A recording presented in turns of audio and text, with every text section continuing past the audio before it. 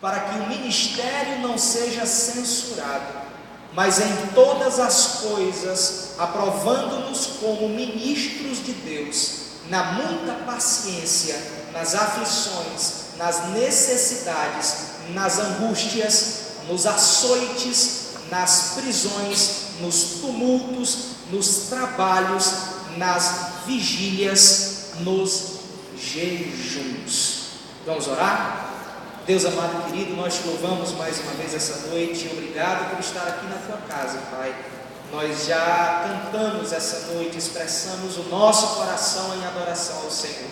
Já oramos, já contribuímos em ofertas e adoração ao Senhor também, Pai. Mas esse é o momento que nós queremos e desejamos ouvir a sua voz. Fale conosco, ó Deus, porque essa é a expectativa da nossa alma e do nosso coração. No nome de Jesus, amém. Amém.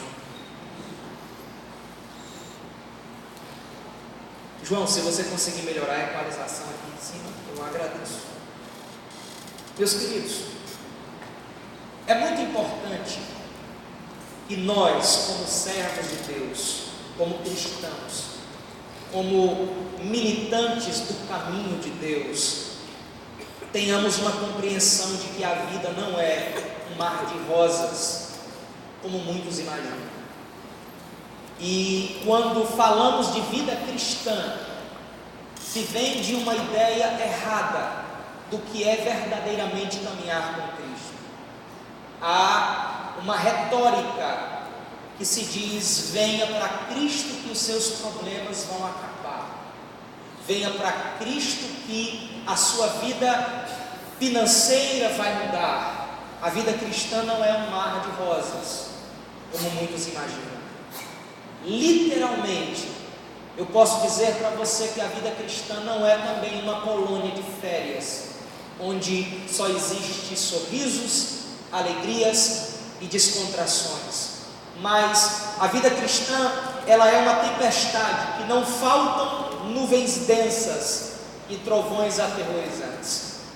É muito natural que, em meio a essas turbulências e tempestades que nós enfrentamos, e que essas turbulências e tempestades servem para medir a nossa vida, para nos peneirar, para retirar de nós o melhor de Cristo que pode existir dentro de nós, e retirar da nossa vida toda e qualquer carnalidade, que em meio a essas provações, a essas turbulências, existem aqueles que não suportam, e eles simplesmente decidem voltar para trás, porque caminham e começam a perceber que a caminhada com Cristo não é essa caminhada de aparentes triunfos, como muitas pessoas vendem por aí. Começam a voltar para trás, porque todos aqueles que entregam as suas vidas a Jesus no primeiro momento, vêm as tribulações, vêm as aflições, vêm os problemas, e a alma dessas pessoas se abatem no meio do caminho, e muitos deles voltam atrás.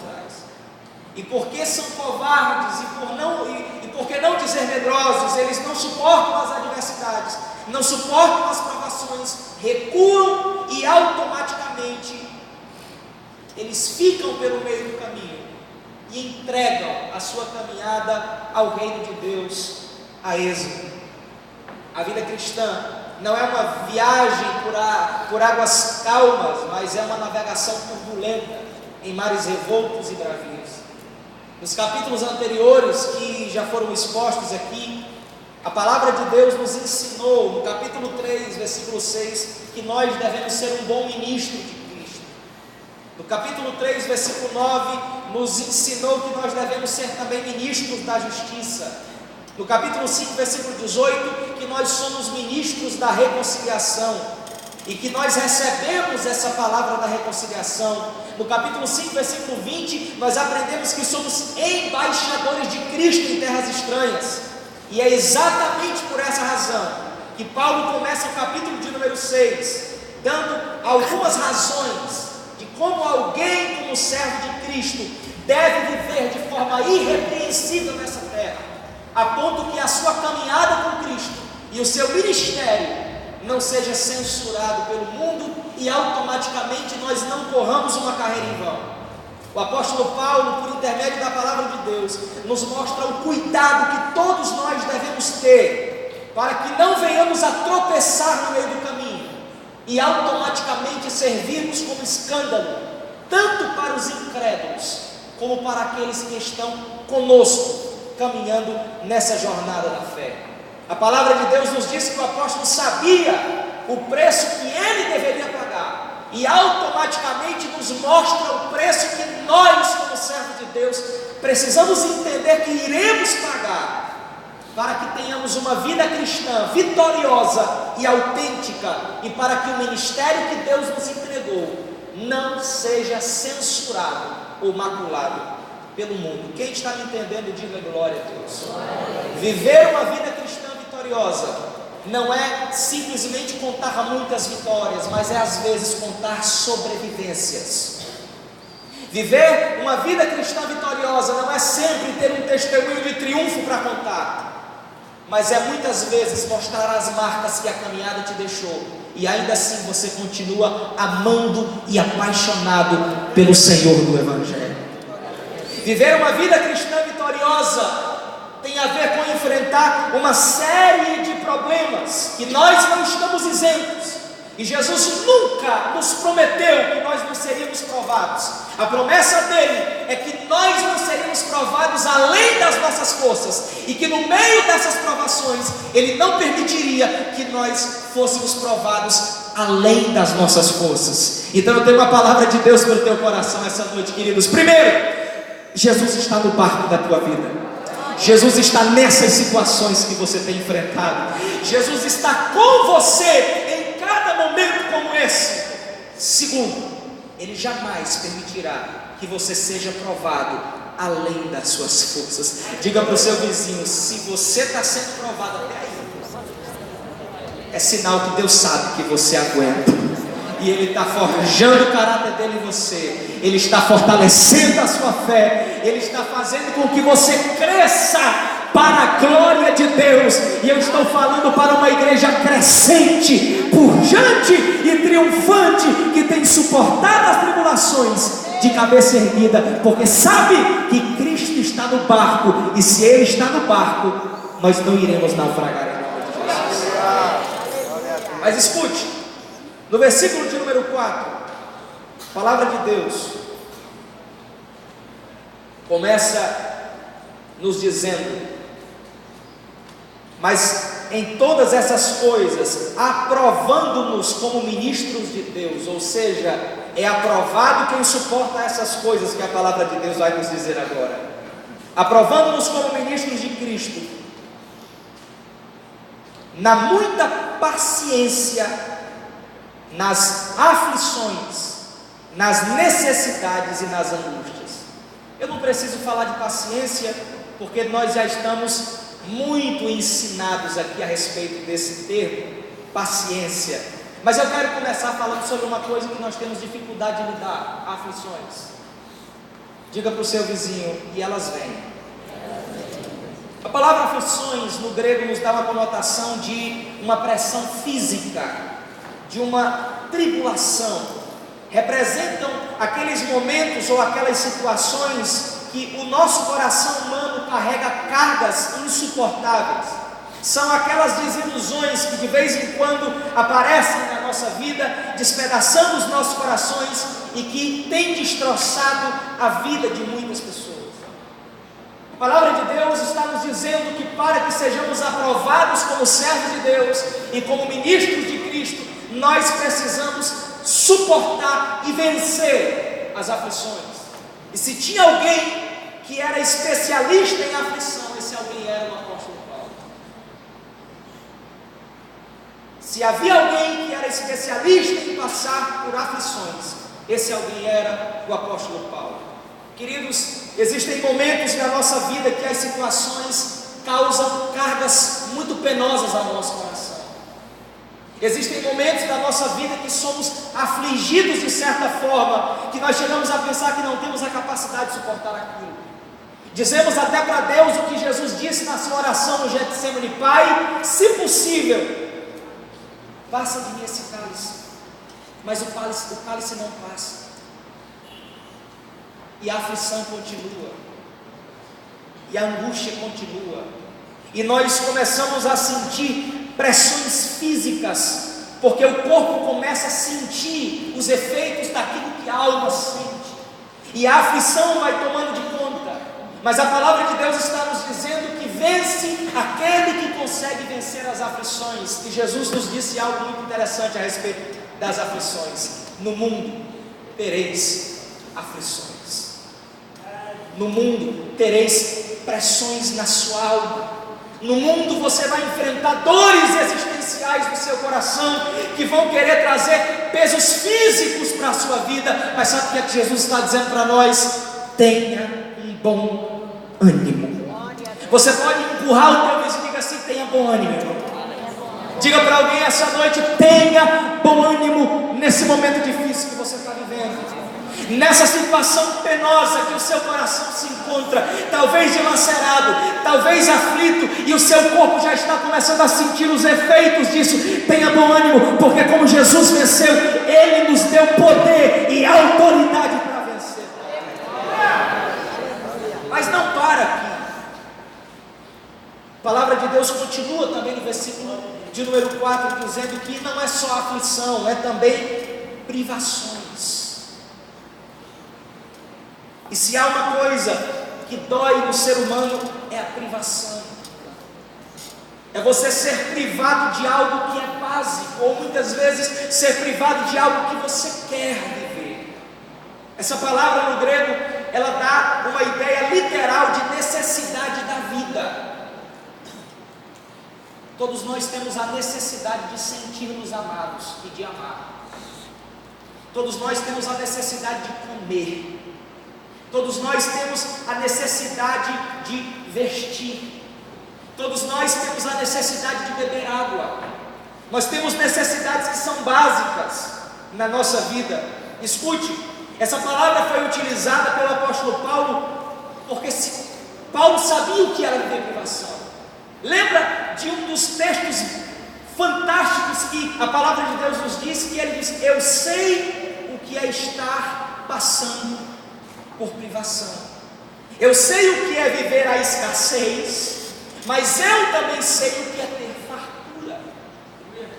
Eu sei o que é passar por provação, mas eu também sei estar de pé diante de Deus.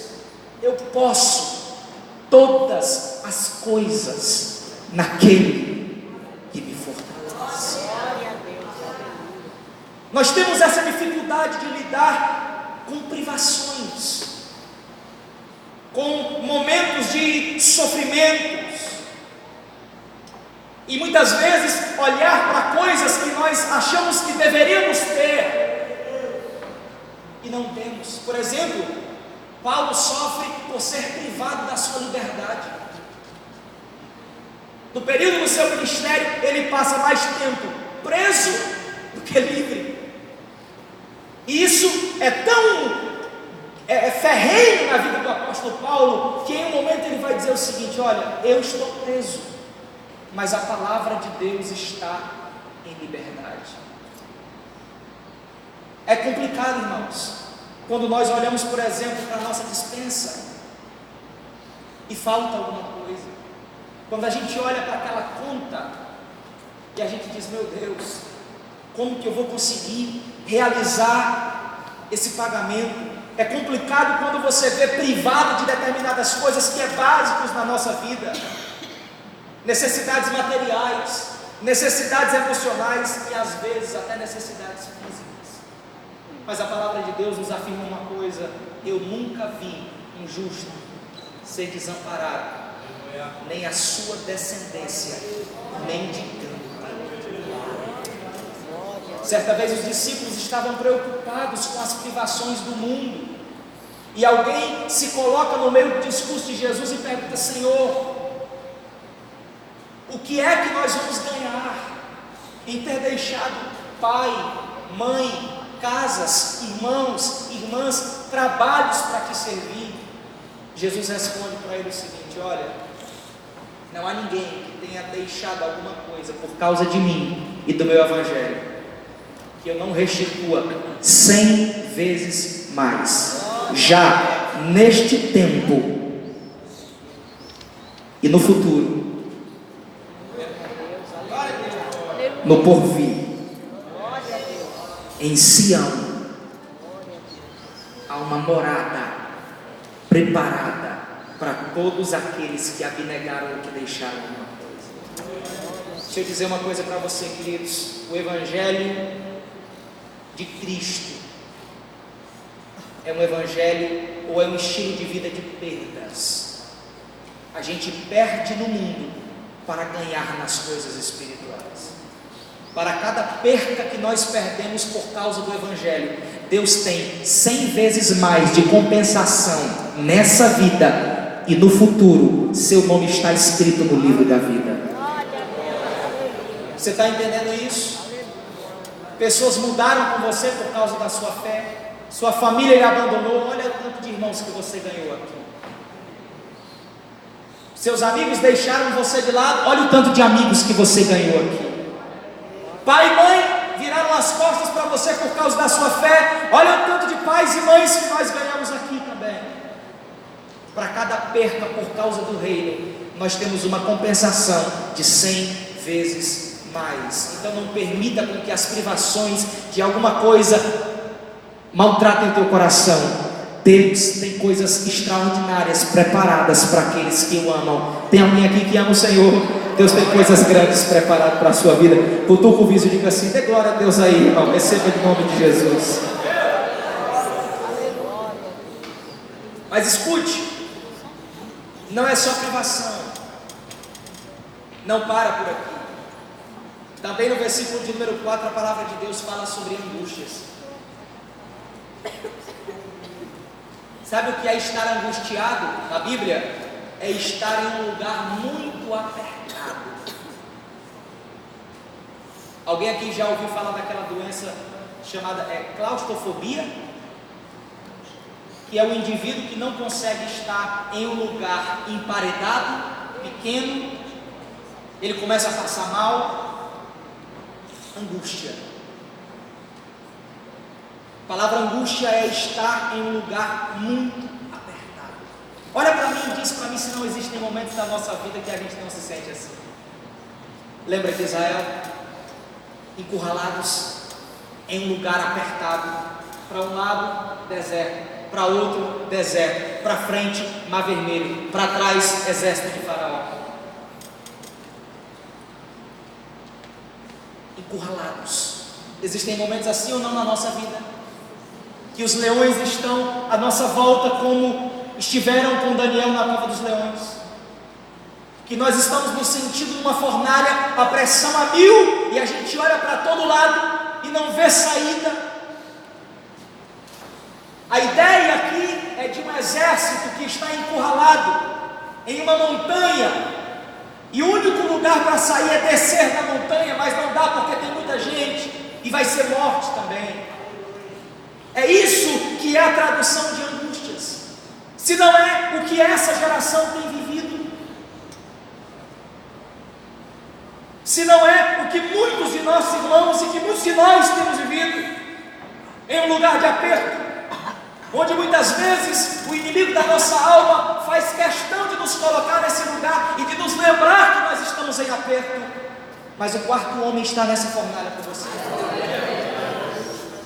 O Deus que enviou anjo para Daniel nessa cova de leões, Ele também envia na sua. O Deus que abriu o mar para que Israel passasse, Ele também abre para você. O problema é que nos momentos de angústias e de aperto, a nossa mente se concentra apenas nessas coisas, e nós começamos a olhar limitadamente. Diga para o seu vizinho: pare de olhar para a angústia, pare de olhar para o problema, pare de olhar aquilo que está à sua volta. Olhe para cima, porque é de lá que vem o socorro. Aleluia. Mas a palavra de Deus não para aqui. Para ter um ministério e uma vida cristã aprovada, é necessário também enfrentar os açoites. No versículo de número 5, Os sofrimentos de quem escreveu isso aqui não eram apenas emocionais e nem espirituais, eram físicos. Afinal de contas, Paulo foi um homem que foi açoitado várias vezes, e foi ele quem recebeu a punição parecida com a de Cristo. 40 menos 1, 39. Onde Paulo chegava era a certeza de linchamento público, ou ministério aprovado. Se hoje a tradução de ministério aprovado é ter igreja cheia, o ministério aprovado de Paulo era onde ele chegava e ele apanhava. Esse era o ministério de Paulo, aprovado. Porque nem tudo que está certo, nem tudo que dá certo, está certo. Quem está me entendendo, diga glória a Deus. Glória a Deus. Então é ele que está dizendo isso aqui, olha irmãos, ele levou chibatadas de vara, ele foi apedrejado, e em um episódio ele teve que se fingir de morto, para poder escapar das ciladas, e no outro dia contar a vitória. Sabe por que ele escreve isso? Ele escreve isso porque os cristãos da sua época, os cristãos primitivos, enfrentavam as mesmas coisas, as fogueiras, as feras nas arenas, enfrentavam todas as sortes de castigo físico, e por causa desses homens que sofreram tudo isso, nós que estamos hoje aqui, recebemos o legado do cristianismo e a palavra de Deus. Você não quer apanhar não por causa de Jesus? Então talvez seja o Jesus errado que você está seguindo, porque o Jesus que nós seguimos e servimos foi o Jesus crucificado. E a palavra de Deus nos diz uma coisa muito interessante: se o nosso Deus nem ao seu próprio Filho poupou, porventura poupará a nós também. Diga para o seu vizinho assim: irmão, endurece esse músculo aí, viu? Engrossa esse couro aí, viu? Porque é apanhando que a gente cresce. Amém? Pastor, que palavra é essa hoje, pastor? É a palavra de Deus para nós. Tem um louvor da Kemily que eu amo, que diz o seguinte: está doendo, mas também está aprendendo, está machucando, mas também está ensinando. Então diga para o vizinho: recebe que é remédio. E detalhe, irmão, não murmura não, porque piora. Faça igual Jó, vá glorificando na prova.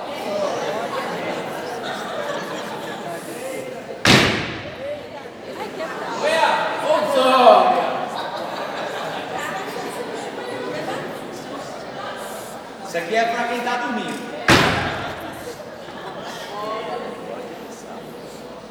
É sério que foi, Pedro? Está aí fora da equação, né? Escuta, querido. Mas escute, ó. Não são só os açoites que nós enfrentamos na nossa caminhada cristã, nós também enfrentamos as prisões. Sabe, esse camarada foi preso várias vezes, e depois que ele recebeu uma profecia de Ágabo, a vida dele nunca mais foi a mesma. As profecias de hoje é só que Deus vai te abençoar, que Deus vai mudar a tua história, que Deus vai fazer isso aqui. Ágabo chegou para ele e disse assim: olha, o varão que é o dono desses 5 aqui vai estar amarrado igual a mim. Olha a profecia. Paulo era um servo de Deus, Paulo estava fazendo a obra de Deus.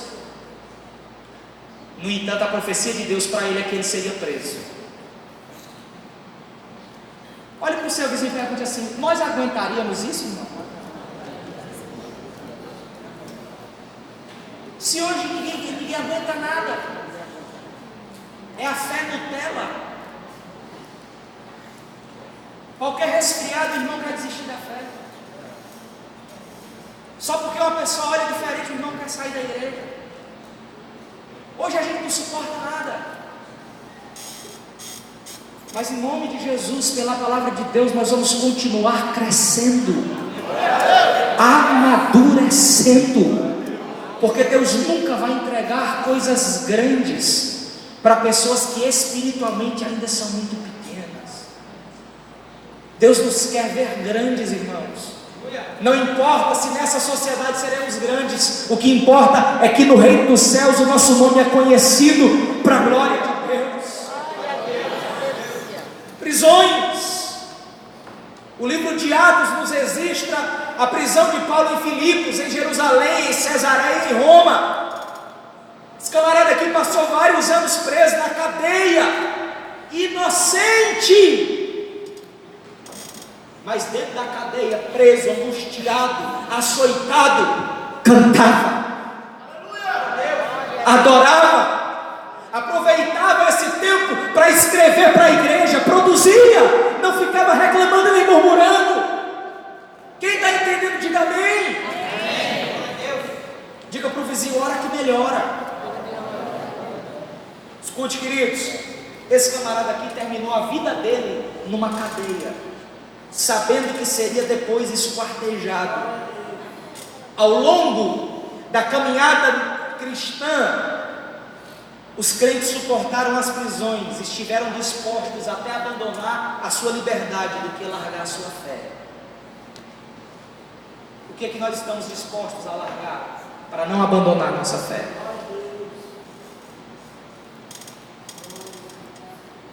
Adoro quando você olha para mim com essa cara. Amo demais essas coisas. Nós adoraríamos a Deus se perdêssemos 10 filhos num dia só?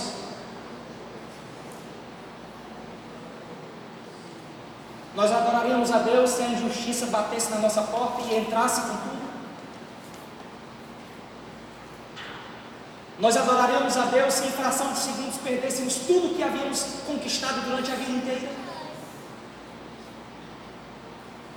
É aí onde se conhece verdadeiramente uma fé em Cristo Jesus. É quando ela suporta. Há um texto da Bíblia que eu até citei agora para vocês: posso todas as coisas naquele que me fortalece. No grego koiné, a palavra posso é suporto. Suporto todas as coisas naquele que me fortalece. Deixa eu dizer uma coisa para você: essa situaçãozinha que está com cheiro de aflição, você pode suportar. Essa situação que bateu na tua porta logo agora, nesse momento que você está dizendo, vou desistir, vou acabar com tudo, Deus está dizendo, você pode suportar. Aleluia. Aleluia. Prisões, tumultos. Versículo 5 também. Temos que enfrentar tumultos, que quer dizer instabilidade. Multidões em rebelião e desordem civil. Imagina, Paulo terminava de pregar, aí os judeus se amontoavam e começavam a criar um tumulto para matar ele. Eita, não se engane, Salomão disse que nessa terra não existe nada novo. Tudo que nós vivemos está dentro de um processo de repetição. A história é a mesma. O príncipe desse século, que tem cegado o entendimento das pessoas, tem gerado um tumulto contra a igreja. Se tem um povo que é perseguido nessa terra, esse povo chama-se crente. Você. Se há um povo que é perseguido nessa terra, somos nós, por causa da nossa fé. Enfrentamos tumultos de pessoas que criam desordem. Não é crente? Não era crente? Não era o irmão? Não era o que pregava? Não era o que cantava? Não era o que estava lá na porta? Não era aquele? Criam tumultos contra a nossa vida. Mas maior é o que está conosco do que o que está no mundo. Maior é o que está com a igreja do que o que está com o mundo, em nome de Jesus. E eu quero declarar em nome de Jesus, amados, Deus nos deu autoridade para vencer. Você pode vencer em Cristo Jesus. Nós iremos vencer em Cristo Jesus.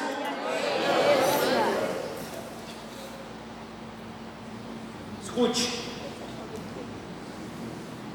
Vencer também, para vencer como um cristão, é preciso enfrentar os trabalhos.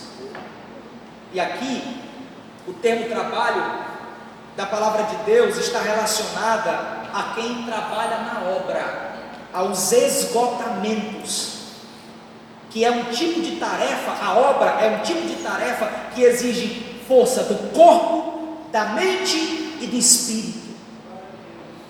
Foi feita uma pesquisa, irmãos, Uma pessoa que prega 40 minutos a 1 hora equivale a uma outra pessoa que trabalhou 8 horas num trabalho de braço pesado.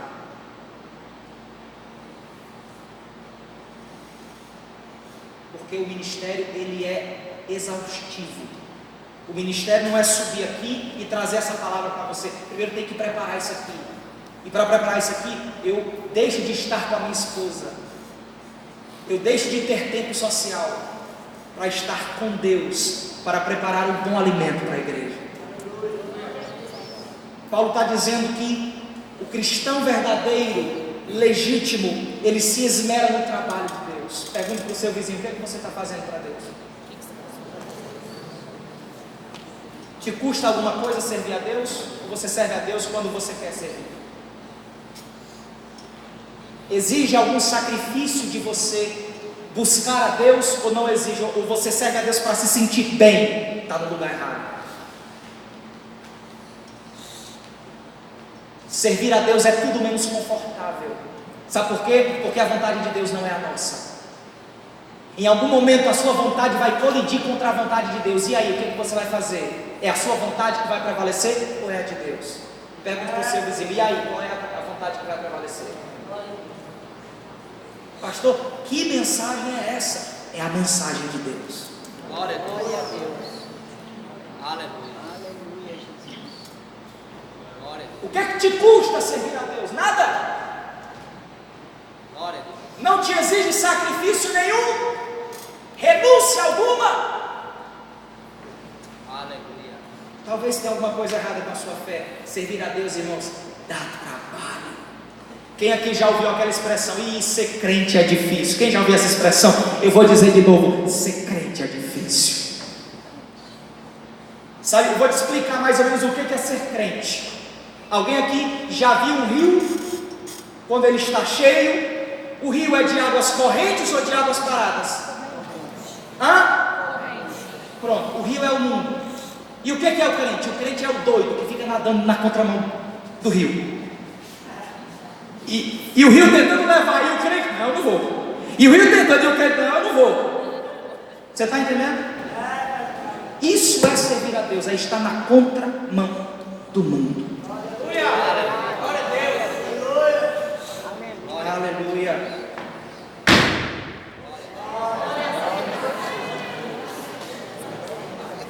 Para acordar os dormentes. Escuta, querido, estamos finalizando já. Para ser um cristão autêntico, é preciso entender que a oração é indispensável. Falei isso aqui na reunião de líderes e vou falar agora. O apóstolo Paulo cita vigílias. Vigílias. Olha só. Esse camarada que disse isso aqui passava as noites orando. O tempo que você passa de joelho orando determina o tempo que você passará triunfante, de pé, na presença de Deus. Cadê as mães que estão aqui? Levante as mãos. Mães de joelhos, filhos de pé. Cadê as esposas aqui? Esposas de joelhos, maridos de pé. Cadê os maridos aqui? Homens de joelhos, esposas em casas de pé. Cadê a igreja? Igreja de joelho, igreja triunfante, de pé, pujante, crescente para a glória de Deus.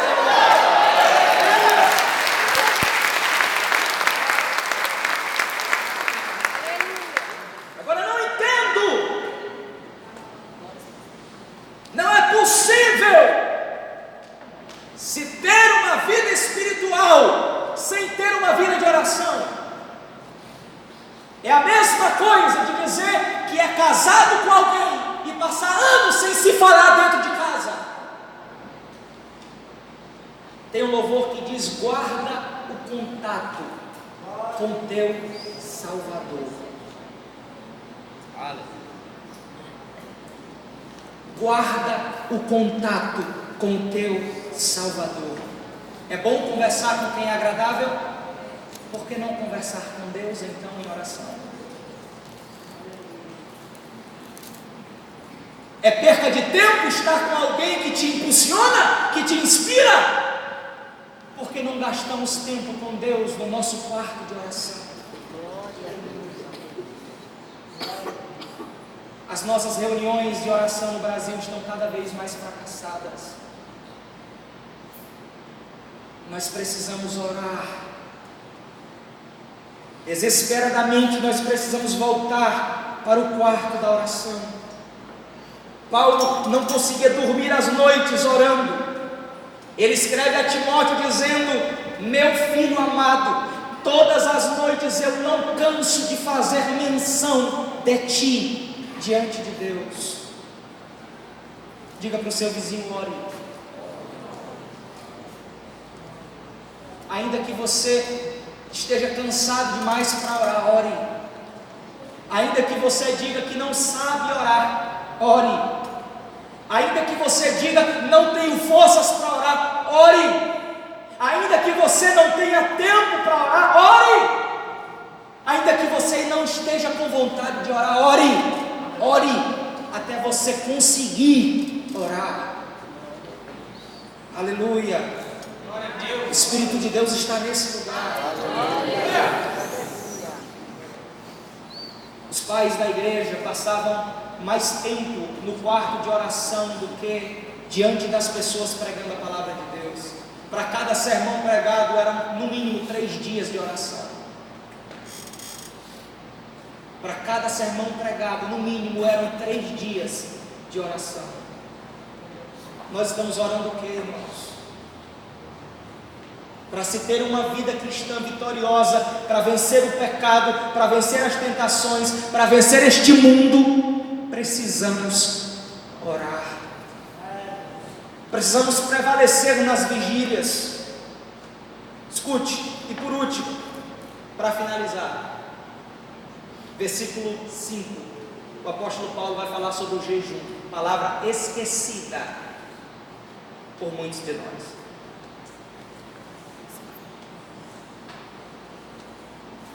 Muitos de nós há muito tempo não sabem o que é jejuar. E o pior do que não jejuar é não saber o propósito do jejum. Tem gente que está jejuando para comprar carro. Tem gente que está jejuando para fechar contrato.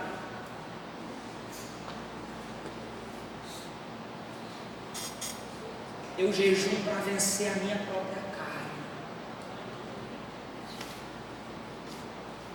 para que o meu sacrifício seja agradável a Deus, para que Deus se agrade de mim, e para que automaticamente eu possa estar santificado na presença de Deus. Eu jejuo para vencer as tentações, eu jejuo para vencer o pecado, eu jejuo para vencer o diabo. Você está entendendo isso? Vocês estão com medo de quê?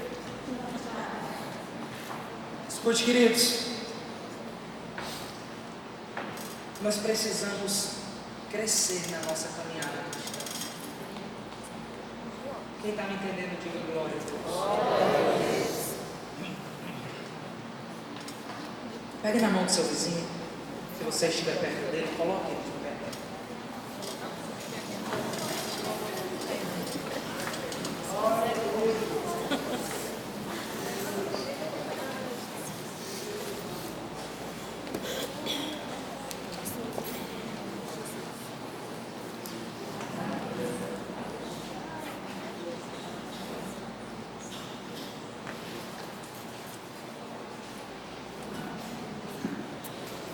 Que o Senhor encontre em nós servos legítimos,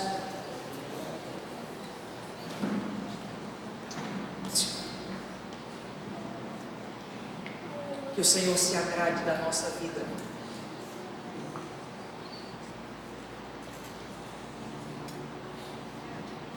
O livro do Evangelho de João diz que por muitas tribulações importa entrar no reino de Deus. Escute, irmão, a salvação é de graça.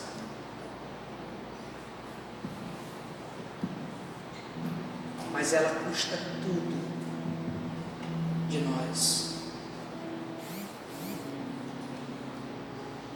A palavra de Deus diz que o verdadeiro crente, ele deseja, ele anela, 2 Coríntios capítulo de número 5, por ser transformado de uma casa corruptível para uma casa incorruptível.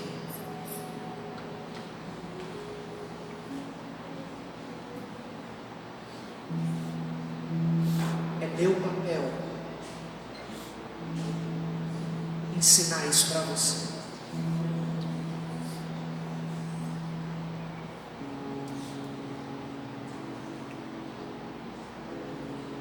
Nós precisamos crescer, amar a Deus mais do que a qualquer outra coisa. Se não amarmos, não teremos parte com Ele no reino. O nosso amor não pode ser como o amor de Israel, que era igual de chuva de verão, que rápido passava.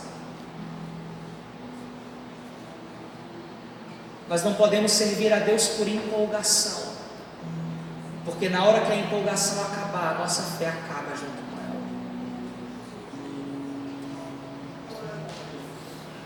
O que eu mais pedi a Deus na minha adolescência era: me ensina a te amar como o Senhor deseja ser amado.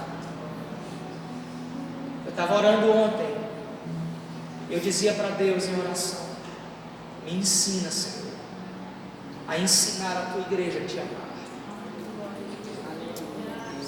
Me ensina a ensinar os meus filhos a te amarem. Porque se nós amarmos a Deus, nós vamos estar longe do pecado. Nós vamos aborrecer o pecado.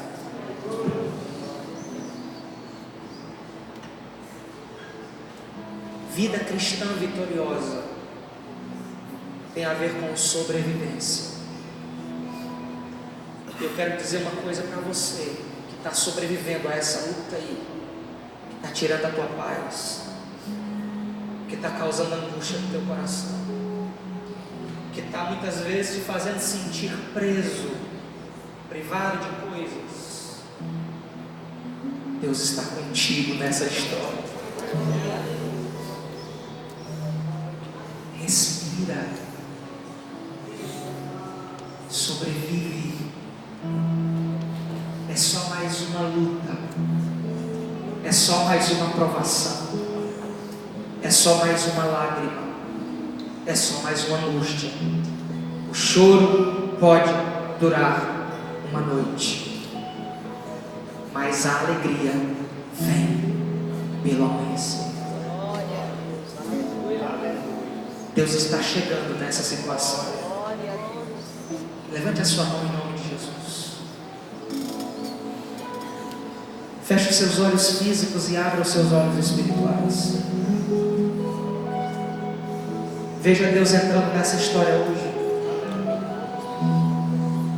Veja Deus movendo os corações hoje. Veja Deus te tomando hoje pela tua mão direita e te dizendo: eu sou o Deus da sua vida. Eu sou o Deus da sua casa. Eu sou o Deus da sua família. Veja Deus tomando a direção dessa situação e dizendo: não te espantes, não temas, não te aflijas, porque eu sou teu Deus que estou contigo por onde